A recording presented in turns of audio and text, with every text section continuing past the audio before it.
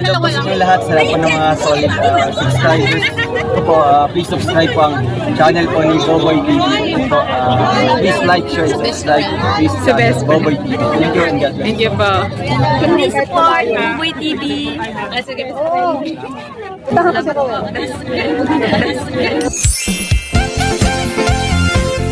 Team Kalingap Team.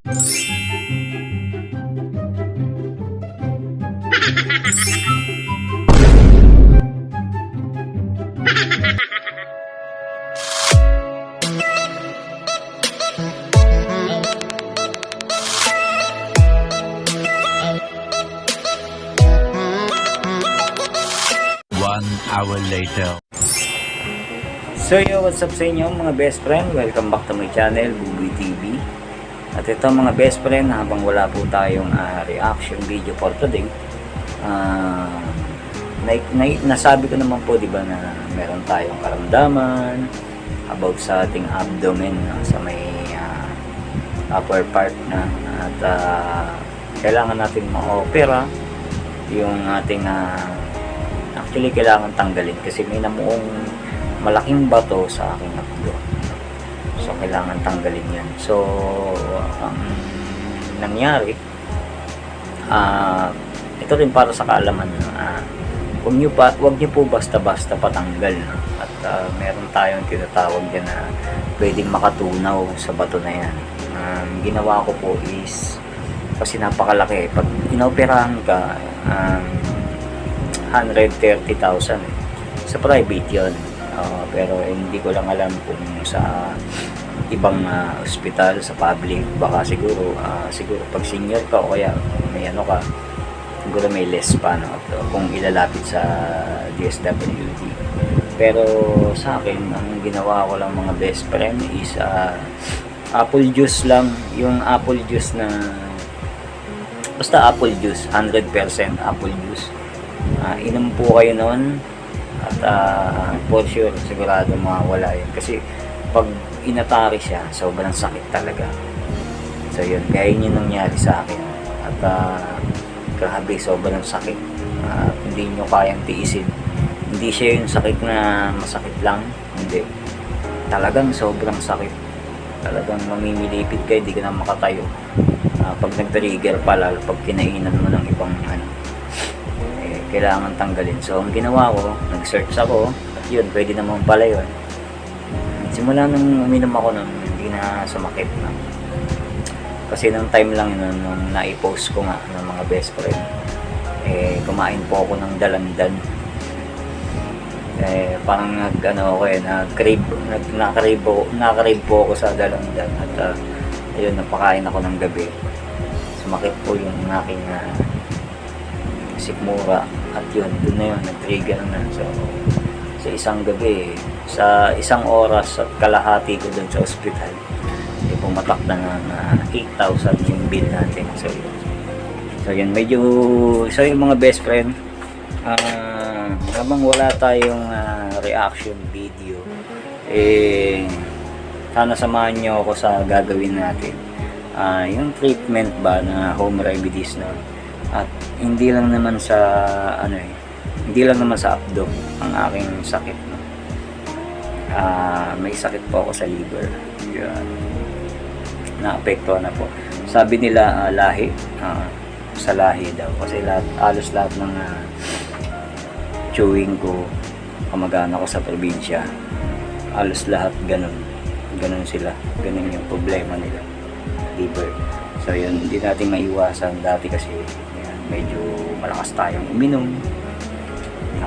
Actually ako hindi nang may insomnia ako, kaya ang ginagawa ko, umiinom ako after work, before work, yung pagka uwi ko ng bahay, hindi ako makatulog kahit pagod ka. So ang ginagawa ko, umiinom talaga ako, para ayoko naman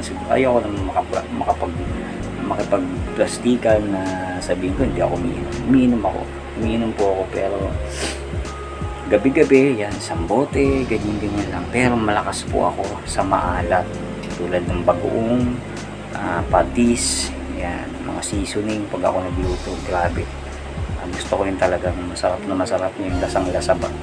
Kaya lahat ng yun nakakapangsisi, no, sa bandang uli. Kaya sana magka-idea kayo, no, na mas maganda na huwag nang ganun gawin. Ako kasi hindi ako makakain ng walang bagoong at hindi ako makakain ng walang patis, tsaka yung seasoning, yung nor seasoning, sinasabaw ko po yung sa kanin. So yan, at pag ako nagluto talagang mabetchin, at ayun, hindi rin ako palagulay nun. So yun, isa rin yun sa mga hindi ko nagawa, na dapat ako bumibili lang ako sa kanto ng mga lutong ulam. So yan, iwasan po natin yan na bumili ng mga lutong ulam. Yan, gumawa po ako ng video na ito habang wala po tayong reaction video sa ating mga iniidolo, sa ating kambal, no, at kay best friend Rachel, no. Habang wala tayong vlog ito, magbablog po muna tayo ng daily vlog natin kung ano yung mga ginagawa natin, pang treat sa kalusugan natin, para magka-idea rin dun sino yung mga. So yan ngayon mga best friend, ako lang mag-isa dito sa bahay, no? At si Mrs. Nasa trabaho. Yan, pakita ko. Ayan. So yun, sa ngayon nagluto ako ng ampalaya. So yan, nagluto po ako ng ampalaya pero walang asin. Okay, lasan. Kaya ko kaya yan. So yung mga best friend, ito po, papakita ko yan. So yan, mas maganda nga po, ang sabi po sa akin, mas maganda daw po na magluto ako ng walang gamit na, ay mas maganda daw po umorder daw ako ng fryer. Opo, yung fryer po para iwas tayo sa gisa. Opo, kasi pagka gisa daw po, siyempre mamantika, bawal na tayo doon, no? So dapat walang mantika, walang kung may fryer ka, maganda po kasi alam niyo naman pag fryer parang lang siya, yung sino nakakalam po ng fryer yan, sa mga fryer, yun po. So umorder na po ako ng fryer para hindi na tayo nagigisa, hindi na tayo yung totoong na lang, kumbaga talagang pag manok, yun lang, pa-fryer mo lang, walang timpla. So yun, pwede yung mga kalamansi yan, mga maanghang yan, okay po sa atin yan. So yun, nagluto po tayo ng ampalaya. So yan mga best friend, at yun, niluluto pa natin yung ating ampalaya, no, ginisang ampalaya na walang lasa. So yun, walang lasa talaga, as in walang timpla. Nilagyan ko lang siya ng kalamansi. Yun, pwede, okay naman yun pagka kalamansi, kasi nakakasuka naman pagka wala talagang lasa. So yun, papakita ko rin sa inyo mga best friend, kasi mga best friend, pagka halimbawa na nakakain ako ng maalat at nakakain ako ng sobrang dami, yung panunaw ko mahirap.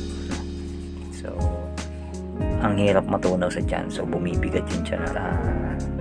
Pag nakakakain ako ng maalat, nagkakaroon ng tubig yung tiyan natin. At ayun, ang natin, ang iniinom natin, papakita ko na sa inyo mga best friend, na ang mga iniinom natin na medicine, na ang mga medicine na iniinom natin, isa na yung vitamins natin sa liver. Ang nakalagay is Liver Prime HD. So ayan, ano ba itong pangalan na ito? Ayan, multivitamin zinc na may kasamang ano ba ito? So ayan, ito mga best friend. Ayan, alam nyo ba kung magkano isa na ito mga best friend? Ang isa po nito is 70 po ang isa. So napakamahal, grabe, 70 isa. So 70 times mo ng 30. Minsan di ako nakakainom kasi pag kami malas wala tayong sweldo kay YouTube. Ang nangyayari is hindi tayo makabili nito. So napapas siya. Hindi tayo hindi natin natutuloy-tuloy yung inom. So yan, meron din tatlo po ito ang aking iniinom. Ang isa namang iniinom ko mga best friend, patawag ko pangalan niya.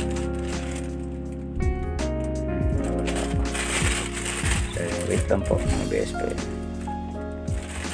Ayan.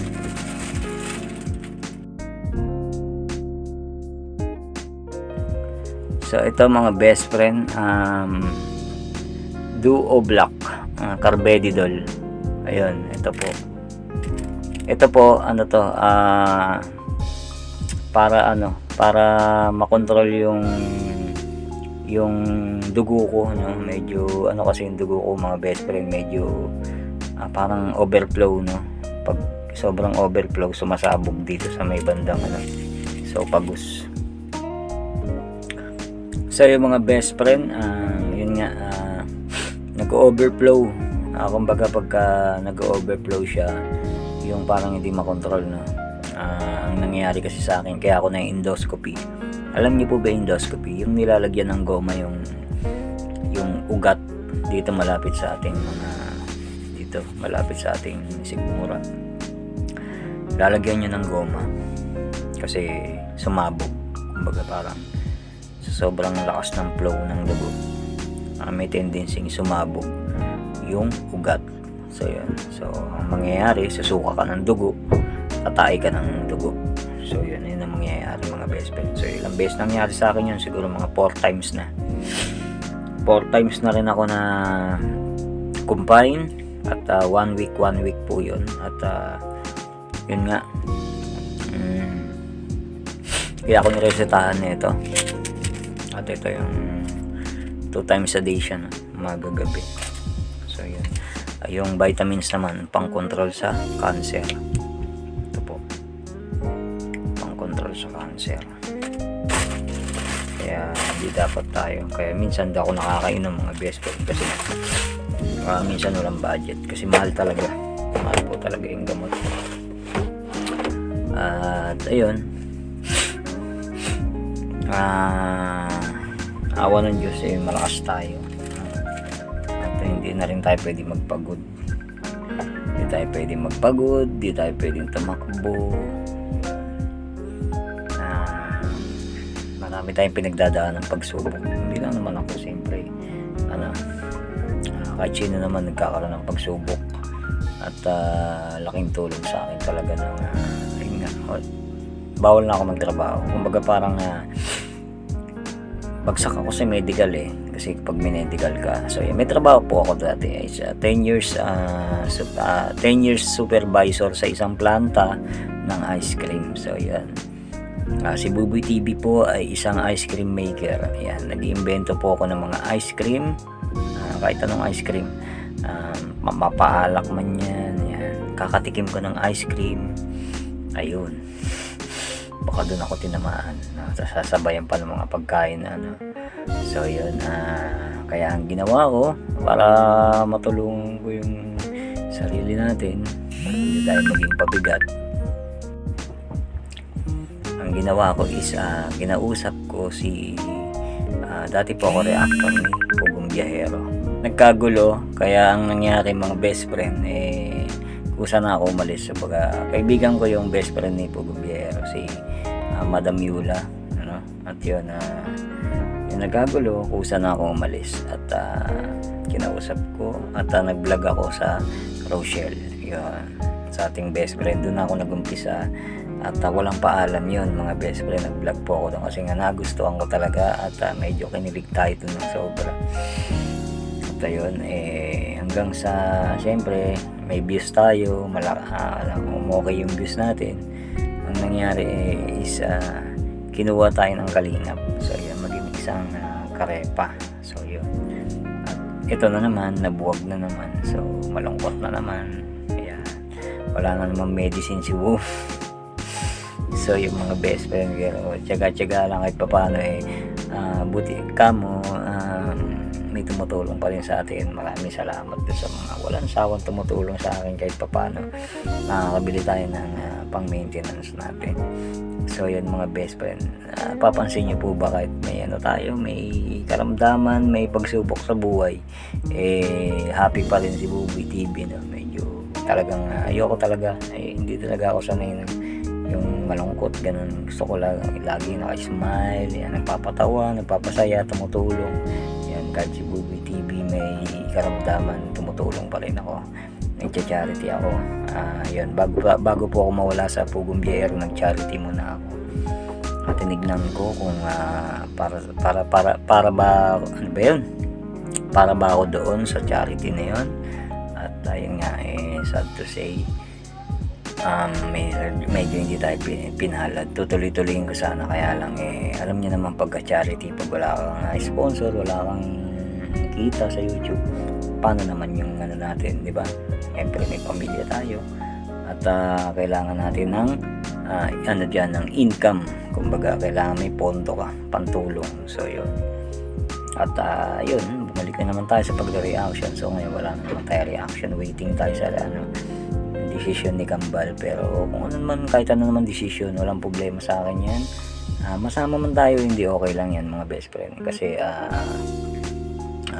igalang na natin kung ano yung decision at supportahan pa rin natin kasi dyan tayo nakilala. At yun, bahala na si Kambal doon kung ano yung decision niya, igalang natin yun.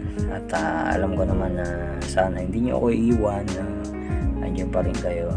At ito, more daily vlog lang muna tayo kung ano yung mga ginagawa ko about sa treatment ko, sa mga ginagawa ko, kung paano ako kumakain ng ganito, ano yung inuulam ko, ganyan, wala. At least kahit pa paano, hindi tayo makaka-copyright kasi pagka nag-react tayo ng iba, baka makaka-copyright tayo, sayang naman, mawala pa income natin, pati yung YouTube natin, YouTube channel natin, mawala pa, di wala na si Buboy, magiging isang basurero na talaga. So yung mga best friend, hindi ko sinasabi ito at nagpapaawa effect na para lang makita at ano yung simpatsya nyo. Hindi ko po yun ng marami kasi nagtatanong na sa mga ko live sa ganyan kung ano nga ba yung sakit ko. So, sabi ko na at yun tuloy lang ang buhay, no? At sabi ko nga maraming paraan, no? Sakasakali man di tayo palarin, no? Maraming paraan na pwede nating kaya lang bawalan talaga tayong magpagod. So yun, meron akong PisoNet. PisoNet, alam nyo sino po pa pamilyar sa PisoNet? Yung hinulugan ng piso, tas pwede kang mag YouTube, parang computer siya. Meron akong ganon, 3. Naipundar ko yun nung may trabaho pa ako.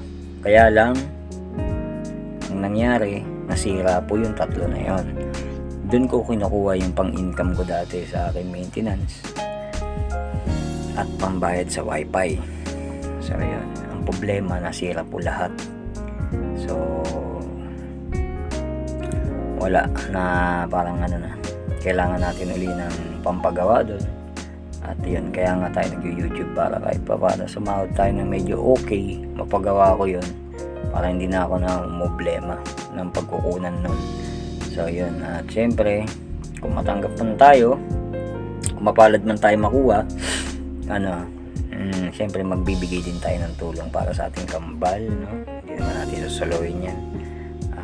Maganda-gandang revenue, bibigay tayo ng tulong para sa mga beneficiary ng ating kambal, no? Kung sino man yung mga tinutulungan nyo, yan, hindi naman tayo magiging sakim doon at magiging patas tayo. At syempre yung the rest doon, pang medicine na natin, syempre pang expenses, kung sakali lang gumanda-gandang revenue. Kasi kahit naman mag-reaction tayo, kung wala tayong revenue, walang nanonood ng mga nag-skip ng ads, wala rin papasok na income. So yun mga best friend. So yun, hanggang doon lang. Ito yung part 1 natin mga best friend, habang wala tayong reaction video. Daily vlog lang po muna tayo na. So yun, ayun po, naikwento ko na po sa inyo, no? Abangan niyo po ulit yung mga natin, yung part 2 natin, kung paano tayo mag-reaction, no? Papakita ko sa inyo yung maliit na studio ko, no, na ginawa para makapag-reaction video. At yun, tutor ko tutor sa iyo mga best friend, maraming salamat sa inyo sa suporta. Wala sa akong suporta. Salamat po. At pagpalain kayo ng Diyos, no? At sana i-like and share nyo ang ating mga video, mga best friend. At sa mga hindi nag-skip ng ads, maraming salamat. At syempre sa mga nagpadala, no? Maraming salamat. Hindi ko alam kung sino yun. Yung iba ay magpakilala. Maliit man o malaki, no? Maraming salamat. Malaking tulong yan. So yun, Diyos na bahala sa inyo. So yun mga best friend, hanggang dito na lang po si Boboy TV. Pagbabalik natin mga best friend, see you in my next vlogging. Bye bye mga best friend. Rochelle lang sa kalam.